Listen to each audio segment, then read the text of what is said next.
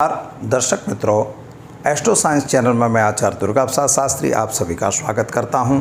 और इस चैनल में हम विविध प्रकार के वीडियो बनाते हैं जो आपकी समस्याओं के भी वीडियो होते हैं और साथ ही में आपके कुछ प्रश्नों के भी वीडियो रहते हैं। राशिफल तो रहती ही है, साथ ही में परिवर्तित राशिफल और साथ ही में पाक्षिक राशिफल भी हम बताया करते हैं। वास्तु संबंधित अगर कोई समस्या है उसके लिए भी हम वीडियो बनाते हैं। मित्रों, वास्तु ज्योतिष के संबंधित अगर आपके पास कोई सवाल है या आपकी कोई समस्या है तो हमारे नीचे दिए गए फ़ोन नंबर पर आप ज़रूर संपर्क कर सकते हैं। उसका आपको योग्य सॉल्यूशन, योग्य समाधान यहाँ से दिया जाएगा। तो समय को बिगाड़े बिना आपको एक रिक्वेस्ट करना चाहूँगा कि अगर चैनल को सब्सक्राइब नहीं किया तो ज़रूर कर दीजिए, वीडियो को लाइक करिए, अच्छा लगता है तो आप अपने मित्रों में उसे शेयर ज़रूर करिए। सब्सक्राइब इसलिए करना है कि ताकि आपको नियमित रूप से हमारे वीडियो मिलते रहें और आप अपने आप उसमें वृद्धि करते रहें और अपना वीडियो आगे बढ़ाते रहें। तो मित्रों, हम शुरुआत करेंगे पहले पंचांग से और इसके बाद हम देखेंगे आज का राशिफल। विशेष तौर पर मनोर्जवम मारुततुल्य वेगम जितेन्द्रियं बुद्धिमतां वरिष्ठम वातात्मजं वानरयूथ मुख्यम श्रीरामदूतं शरणं प्रपद्ये।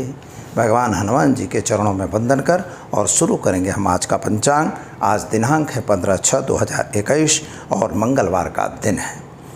ज्येष्ठ शुक्ल पक्ष की पंचमी तिथि है मित्रों, और ख़ास तौर पर नक्षत्र आश्लेषा रहेगा 9:42 तक शाम को, और इसके बाद मखा नक्षत्र की शुरुआत हो जाएगी।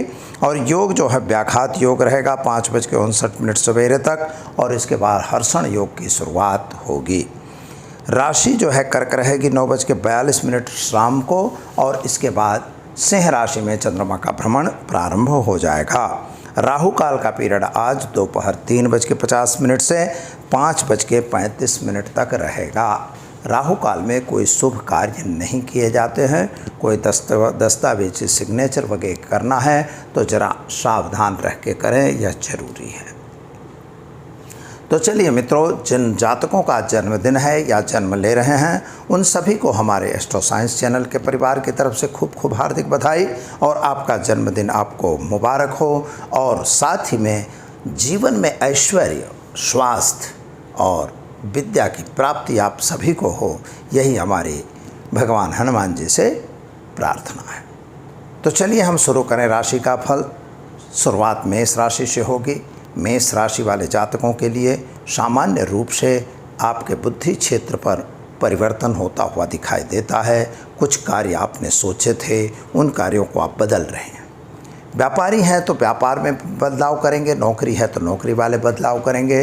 साथ ही में आपके प्रेम संबंधों में वृद्धि अवश्य होगी।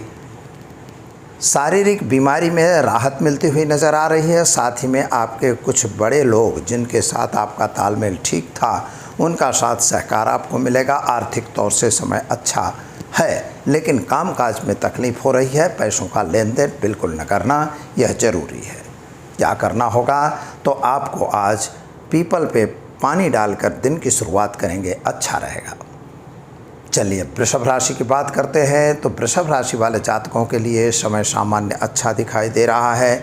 कुछ बड़े काम आप हाथ में लेने जा रहे हैं मित्रों, जरा उसके गुण दोष को जरूर सोच समझ के करिएगा। पति पत्नी का संबंध अच्छा दिखाई दे रहा है। शादी संबंध की बातें भी आपकी होंगी।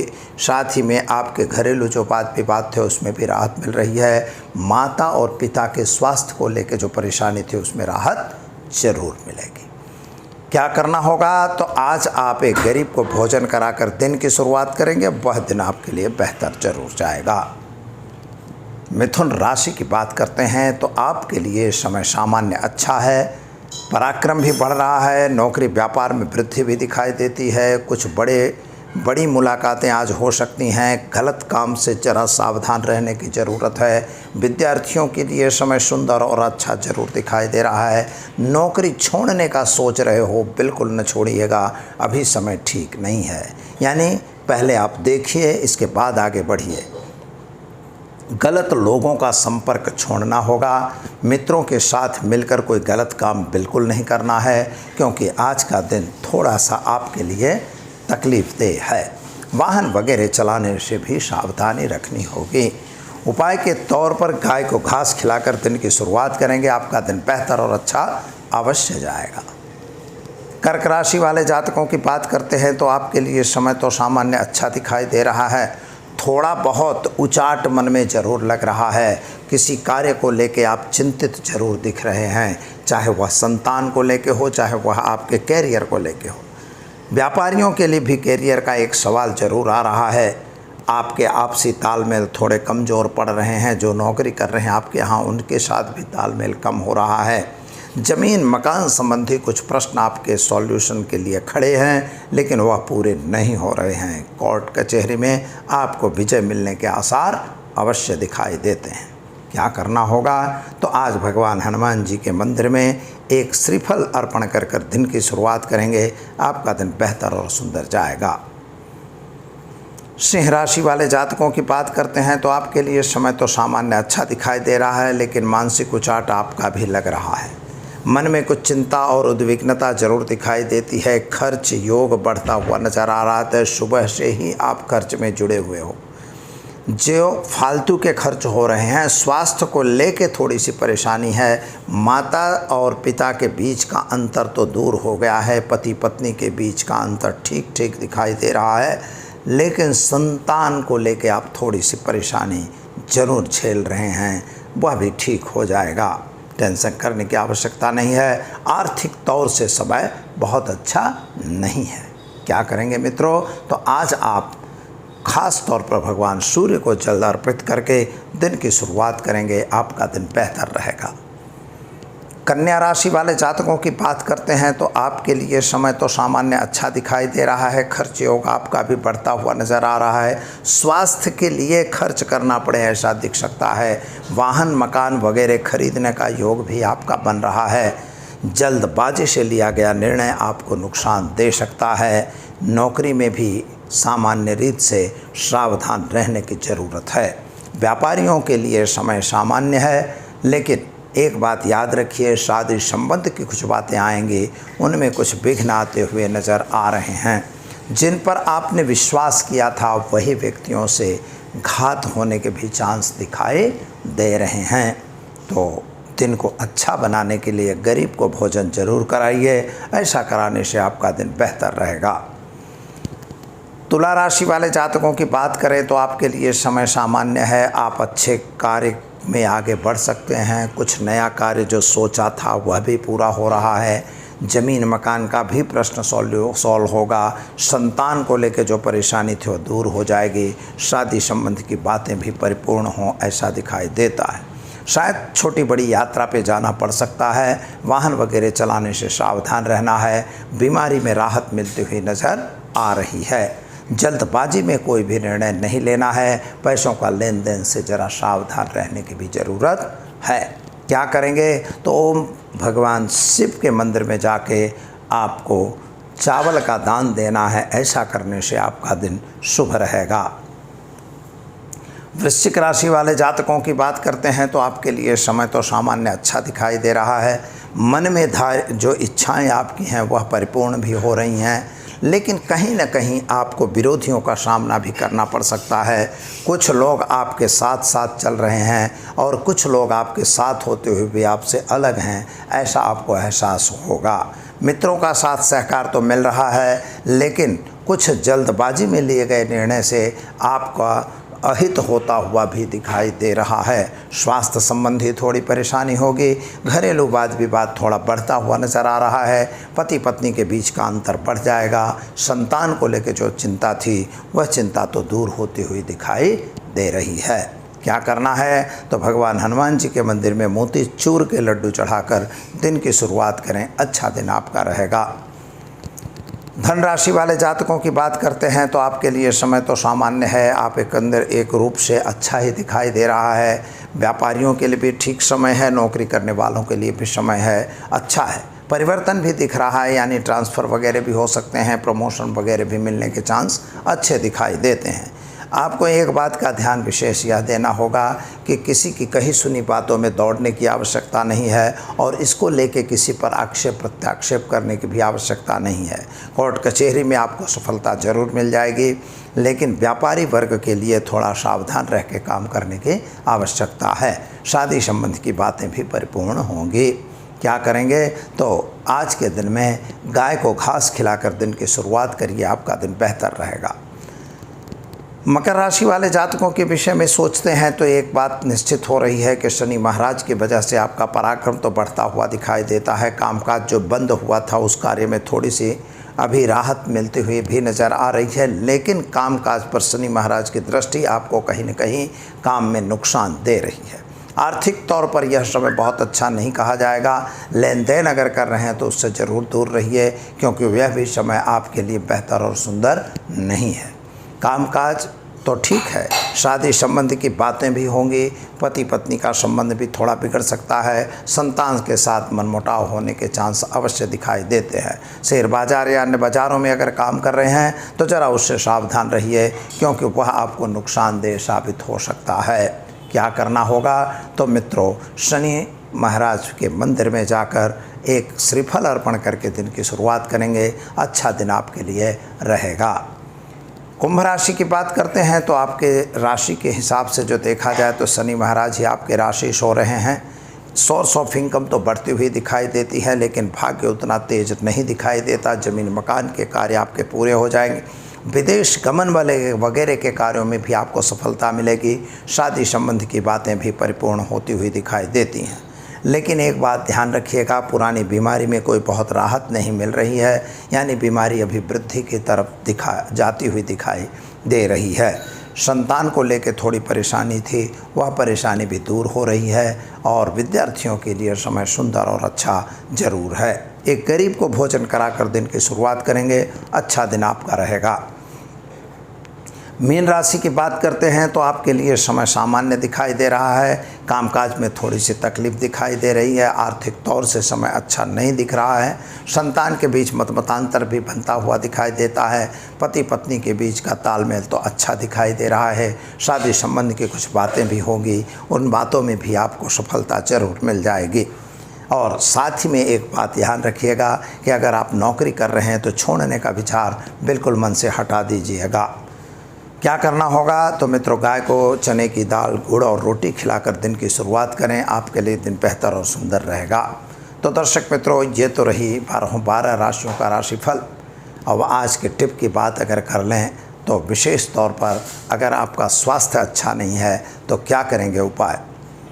हमने देखा है कि लोगों के जीवन में स्वास्थ्य संबंधी बहुत सी परेशानी होती हैं, जिसका मुख्य कारण अगर देखें तो मित्रों ये नहीं है कि स्वास्थ्य क्यों बिगड़ रहा है। स्वास्थ्य बिगड़ना भी चाहिए, लेकिन मेन इम्पॉर्टेंट पार्ट क्या है कि आज का खान पान, आज का वातावरण, एटमॉस्फेयर, यह सब चीज़ें हमें और आपको परेशान करती हैं।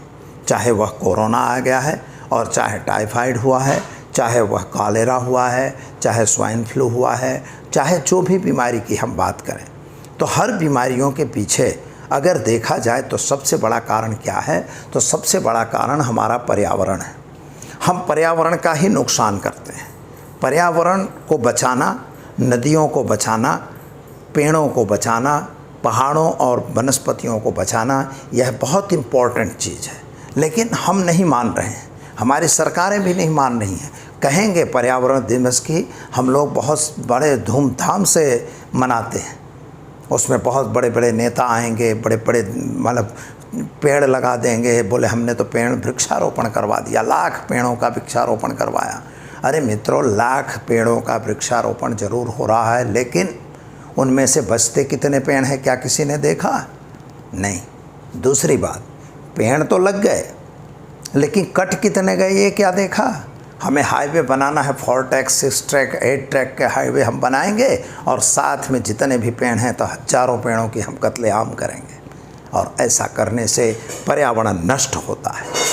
जो हम गाड़ी चलाते हैं, वाहन चलाते हैं, हमारे पास पेट्रोल की बात हो या डीजल की बात हो या बायोगैस की बात हो या गैस के हों, सभी वाहनों के अंदर हमें क्या ज़रूरी होता है?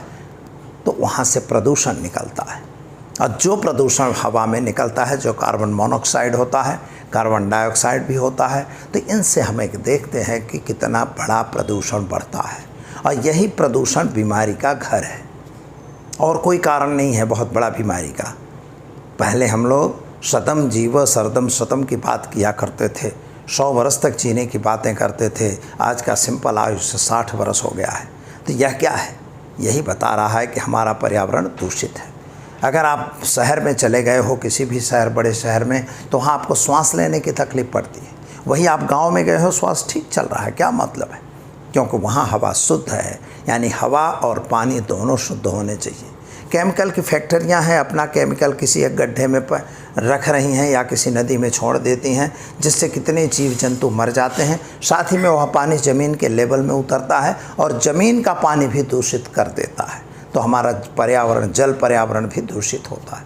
अब जब जल दूषित है, हवा दूषित है, और खाने में तो हम देख रहे हैं कि भाई अति उत्पादन के लिए हम उसको वैज्ञानिक ढंग से गेहूँ वगैरह बना दिया करते हैं कि उसमें एक गेहूँ से 1,000 के पेड़ बन जाए, 500 पेड़ बने, 100 पेड़ बने, ऐसे हमने उत्पादन किया है। नया बीज आया है, बाज़ार में जाइए तो मिल जाता है।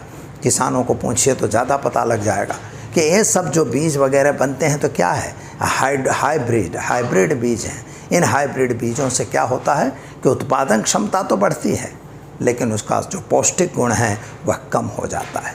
इसीलिए हमको रासायनिक खाद वगैरह का उपयोग नहीं करना चाहिए, जैविक खादों का प्रयोग करना चाहिए। तो मित्रों, यही कारण है हमारी बीमारी का। तो आप खान पान में सबसे ज़्यादा बने वहाँ तक कच्ची वस्तुओं का प्रयोग करिए, कुछ ऐसी चीज़ों का प्रयोग करिए, कुछ कम और अच्छी तरह से स्वस्थ भोजन का प्रबंध करिए। गलत खान पान, मांस, मच्छी, मदिरा, ये सब जो लोग खाते हैं, यह भी हमारे स्वास्थ्य के लिए हानिकारक है।